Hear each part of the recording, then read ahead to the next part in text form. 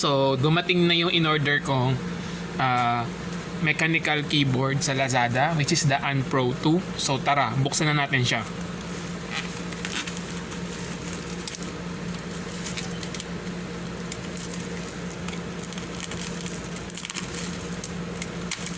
So, okay siya, naka-bubble wrap nung dumating. So, iwas damage. Ayan. So, we have this box. So, labas na natin. Ayan. So, this is our Pro 2 mechanical keyboard. So, ito yung box niya. We have yan, sa side niya 60% dual mode mechanical keyboard. So, if you're thinking what is 60%, so sa mga mechanical keyboard, they have their that percentage represents yung size nila and the number of keys na meron sila. Ayan. So, you have the different function to enable yung backlit color niya, RGB color, and so on so forth. Ayan. So, ang binili ko is ito, cherry silver switch. Cherry switch na silver. Yan, binili. Ito yung switch ko. So, sa mechanical keyboard, you have different switches and you need to feel kung ano yung tactile effect na gusto nyo. So, hindi lang basta kayo bibili ng mechanical keyboard.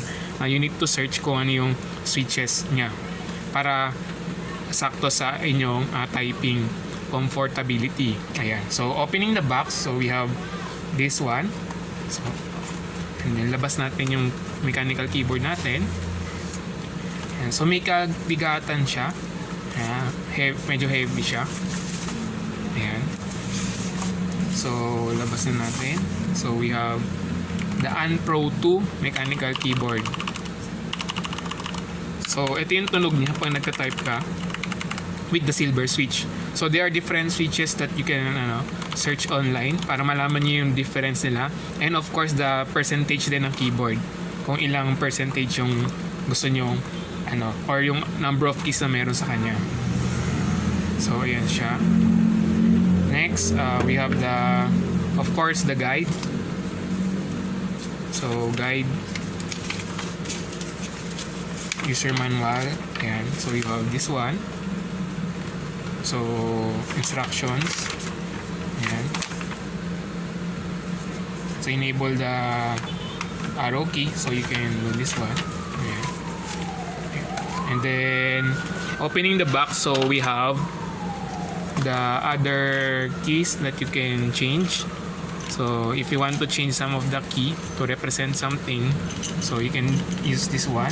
Ito yung kanyang pang-replace, remove ng key. So, ito yung pang-remove natin. And then we have the lumabas sa box, the USB Type-C cable. So, pwede siyang charging cable, pwede rin siyang wired. So, if you want to use this one as wired, so ito yung cable niya. So, it can be wired or Bluetooth. You can use Bluetooth. Ayan. So, sa likod, you have the on-off button. And sa likod, sa ilalim yung on-off button. Then, sa back ng keyboard, you have the port, charging port, Type-C, which can work also as your wired if you want to do it as wired.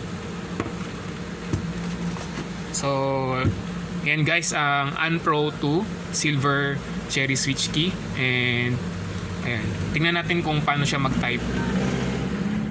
So, i-connect na natin yung ating mechanical keyboard sa ating laptop using Bluetooth. So, to do that, we should turn on the Bluetooth switch sa likod, ayan, o sa ilalim ng keyboard. And then, after turning it on, you need to press the FN key 2. Ayan, dito. And FN key 2, and then either of these 4 buttons, 1, 2, 3, 4. So, yan yung to broadcast the Bluetooth. So, which is, andito yan sa manual. Ayan. So, FN, turn on sa likod, press FN2, and then any number key, 1 to 4, for 5 seconds to broadcast. And then, detect siya. Of course, pag nag-broadcast na, make sure naka-open yung Bluetooth nung laptop nyo or nung PC ninyo, and then to connect it. So, try na natin siya. So, 1, 2, 3, 4, 5. Ayan. So, pag nag-broadcast siya, you see this button. So, connect na natin siya. Select Bluetooth. So, lalabas yung Unpro 2 sa inyong laptop, and then let's connect it. After connecting, you will see this gun na. So, ibig sabihin, we can already go and try typing on this one. So, mag-open tayo ng notepad to try to type this one, and sana marinig niyo yung sounds niya habang nagta-type ako. So,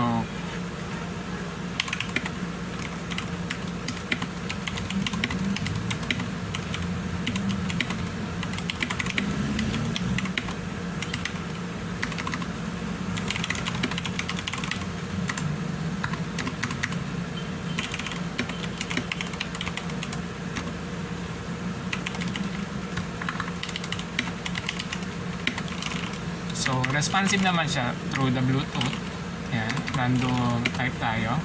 So, type tayo na hello.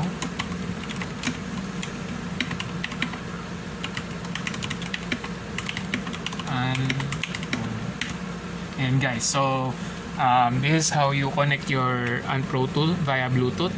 Of course, pag wired, mabilis lang. You just put the Type-C here, USB Type-C cable niya, yung connector, and then yung Type-A dun sa laptop or PC ninyo.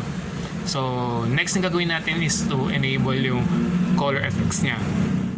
To enable yung kanyang backlit, so you need to press the FN2 and then the buttons here.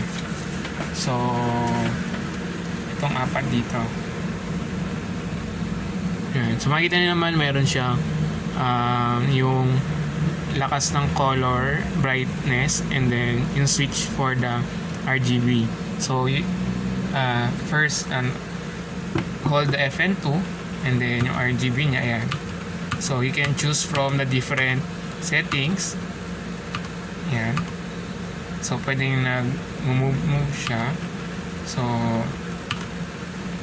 you can also do this one. So kung ano yung tinatype mo, dun siya mag-iilaw.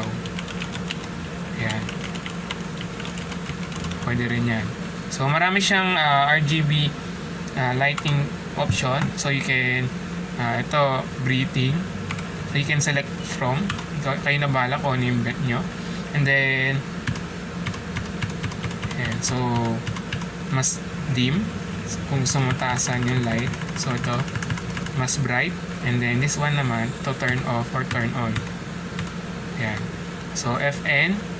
So is the number 9 is the change ng color settings. F10 or yung number 0 is the on off. And then brightness, F11 or yung minus natin. Yung equals naman is yung add brightness saka lower the brightness. Ayan. So I'll change this one to maybe to mas cute siyang tingnan. Ayan. So by default nga pala, ang kanyang arrow keys is this one. So the shift FN and ito FN2 and then the control. Ito yung default arrow keys. So next guys, I'll be showing you how to enable your function key. So to enable the function key, hold FN1 or FN1 and then just select kung ano yung function key na gusto nyo gamitin. So hold and then ito to enable the function keys. And so that's how you enable function key. And then if you want to enable the arrow keys here, it needs to have your it works with a certain software to achieve this one. So to do that, install the software and then click on the magic FN or hold, Then, para ma-enable mo tong arrow keys dito. So, ayan siya guys.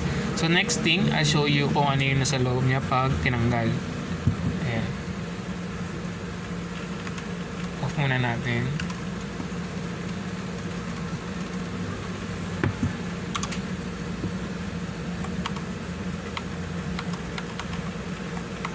Ayan.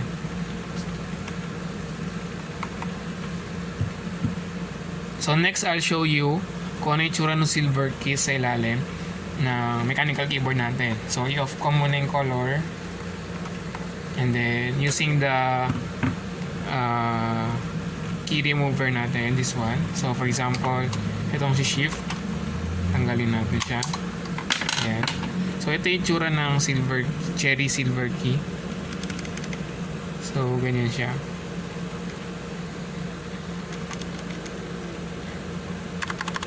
So with the key, it sounds like this. And then switch niya.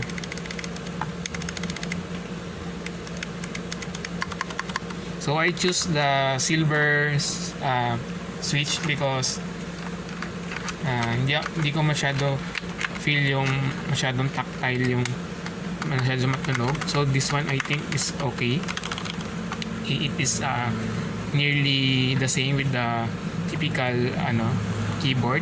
Of course, if you want to change naman, based na yun sa preference ninyo kung ano yung switch na pipiliin nyo. So make sure to check muna kung ano yung switch na gusto nyo or comfortable sa inyo.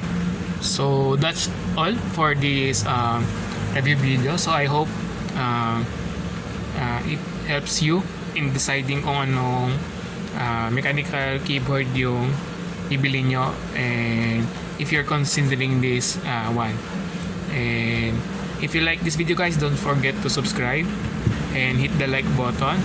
If you have any suggestion, lagay nyo lang sa comment, and see you again on my next unboxing. So again, thank you guys.